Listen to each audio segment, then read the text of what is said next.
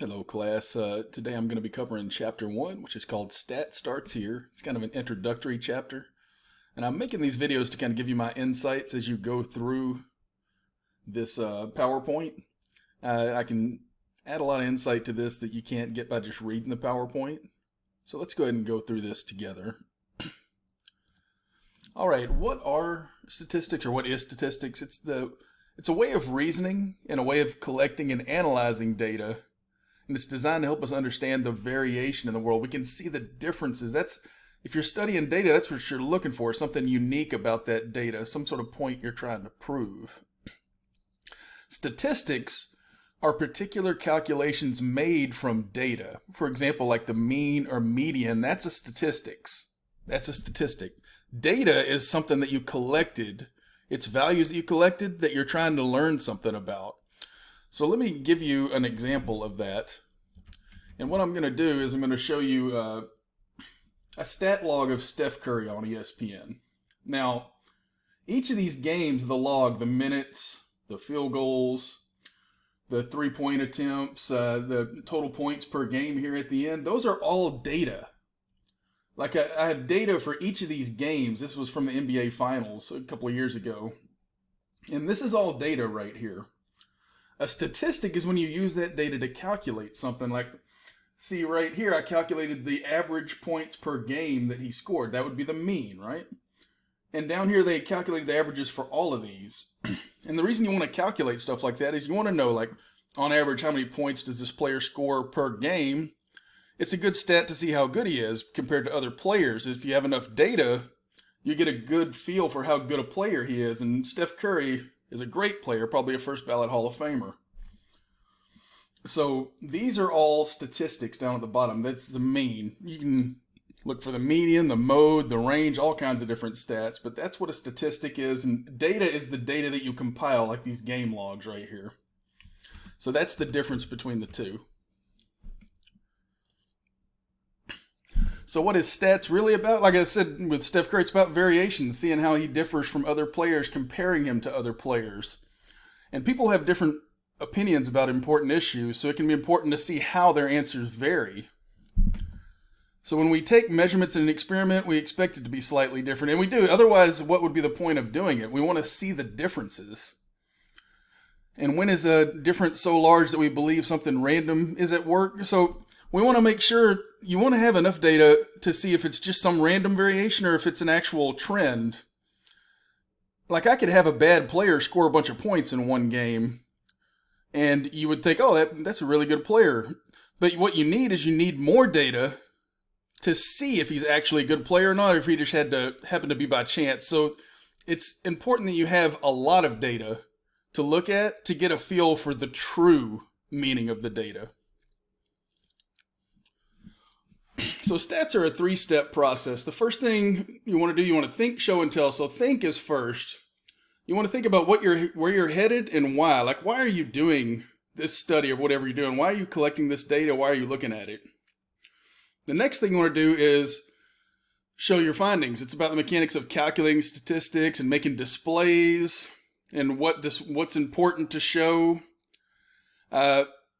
But they're not the most important part, the data, but they are important. And the last part is to tell people what you learn. You must be able to explain your results so that someone else can understand your conclusions as well.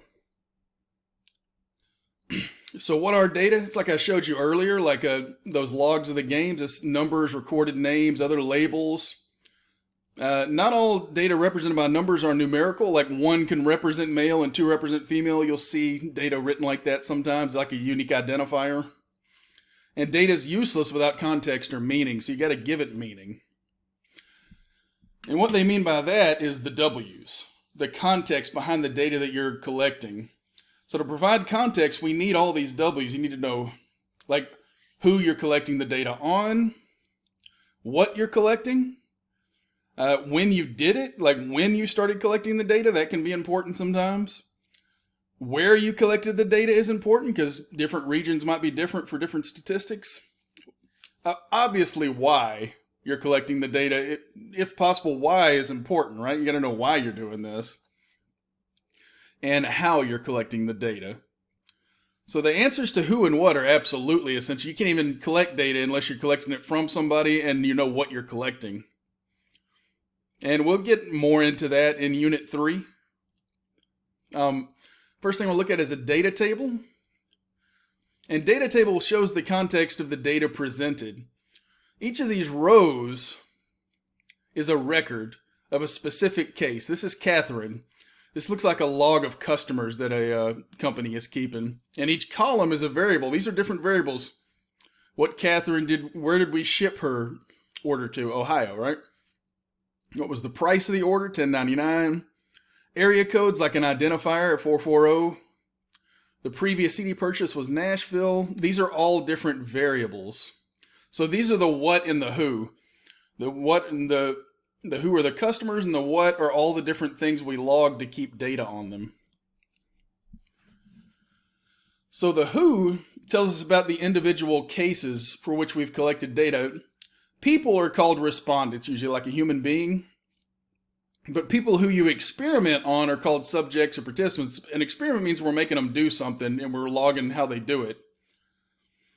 An animal, plant, or inanimate object is called an experimental unit. Sometimes you'll be studying something and it's not a human. It could be like a drug that you're testing, or an animal, or just anything you're wanting to observe or look at or take statistics on. And those are called experimental units.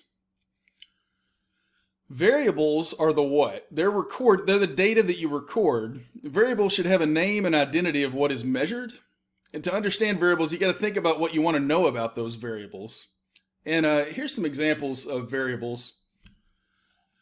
They usually have a standard of measure. Some of them do. These are called quantitative. Any kind of variable where you have a number count of them and you could like take an average of them, that's a quantitative variable. And it has a standard of measure, like distance or mass or time, just anything that you would measure, like normal measurements. Like with Steph Curry, the points that he was scoring, you could get points per game. That's a quantitative variable. That's a measurement.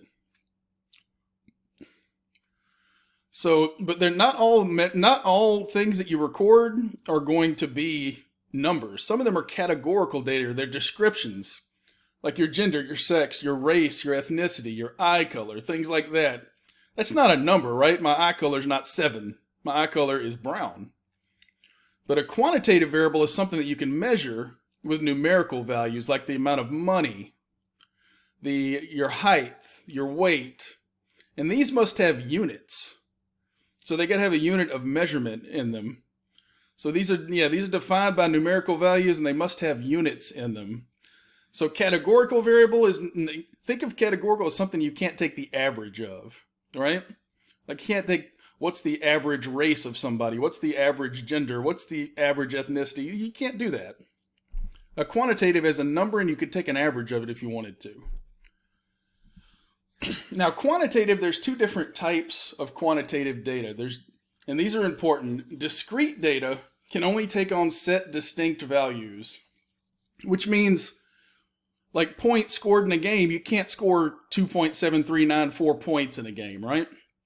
A dice roll can only be an integer, 1 to 6. You can't roll a 3.4925. Think of it like that when you think about discrete and continuous. A grade on a test, you can't score an 87.2549, right? So those have distinct values. Continuous data can take on any values in a range. Like a height of a person, if you measured it accurately enough, you could figure out like they are 72.493 inches, or a dog's weight could be 8.73 pounds. The time to finish a race. So continuous is like a measurement that you can be very precise on. Discrete has distinct values. Just 1, 2, 3, 4, 5, like that. Now, the tricky part here is sometimes continuous value can be discrete. Like if they ask, what are the number of years you've been in school? And they want the data in just number of years. 1, 2, 3, 4, 5. They don't want like an exact number. That would be discrete.